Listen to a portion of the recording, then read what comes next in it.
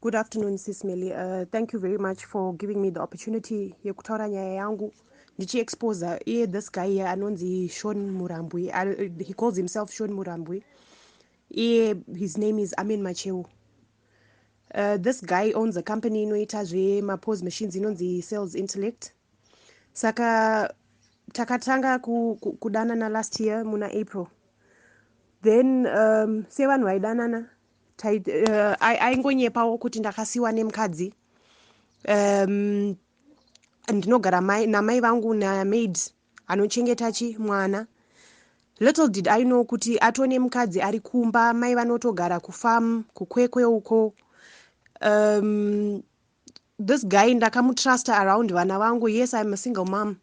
Ndaisatoziva kuti my intentions ake anga ari ekuzoita sei ekuzodanana nemwana wangu ane 17 years old. I'm very disappointed in myself and in him nekuti ndakamutrusta ndichienda kwaari ndichiti semunhu wandiri kudanana naye ndichimubvunza maadvice pamusoro pemwana kuti single father unozvifambisa sei even though mwana wake mudiki. So this year muna March ndo pandakatanga kubata kuti munhu uyu akutodanana nemwana wangu anonzi Crystal ane 17. You know, this guy here is a pedophile. Ndaisatoziva kuti ndo zvaari. Then because ndandisina evidence yekumoexposa akatanga kudanana nemwana.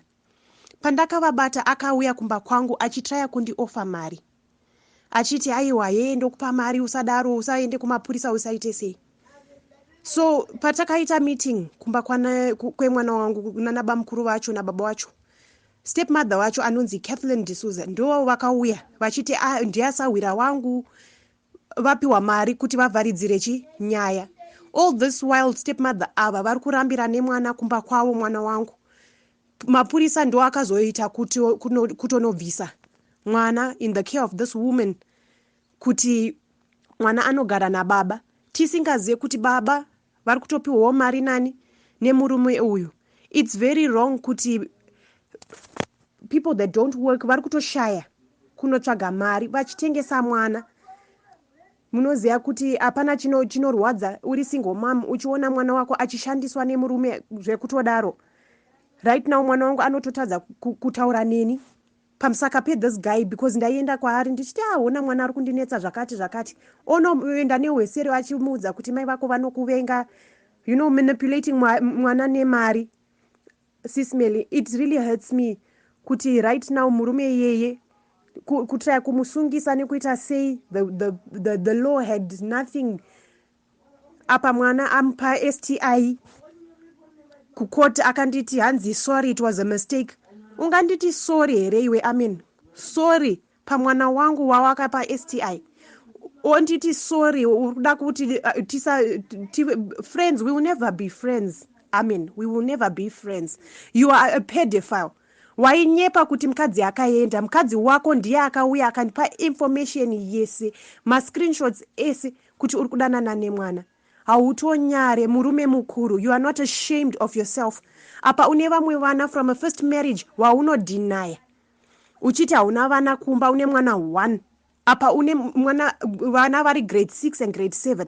Saka ndo zvauchaita here? Ucharara nevana vako uchiti uchachiva vana vako kusvika pakurara navo here naiwe? Sisi Melly, expose this man anonzi Macheu. He has a company inonzi Sales Intellect inodila nema family based businesses. Be careful guys that deal with this guy. Anoda vana vadiki. He's a pedophile. Iko kuda kungwarisa akamborowa paivhitro akavhurirwa docket raakanobhadhara officer wepaAvondale rehungochani, asungirwa hungochani, akashandisa inini mwana wangu mudiki ane 6 years achiti aiwa ava imhuri yangu handizi ngochani. Aunyare right now ndine masawira ake that are coming forward vachitoti munhu tanzwa nehungochani hwake akangodhakwa, anenge akubata vamwe varume makumbo magaro, haatonyari achivahenga achida kuita kunge achavakisa. You should be ashamed of yourself. Hautonyare murume mukuru. Shuwa kutoendera mwana mudiki. now mwana atone STI ndo zvauri kuita. I am so disappointed mauri nemukadzi wako. Mukadzi wako aitoda kutraya kundishandisa kuti ndibreke relationship yako nemwana wangu. Now it is so sad kuti munogona kutoita unhu wakadaro. I will continue to expose you until justice is served.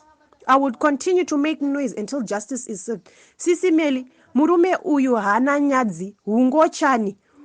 Wabva pa hungochani woti kuma pedophiles ari kuvana futi. What kind of a father is he? Baba we 3.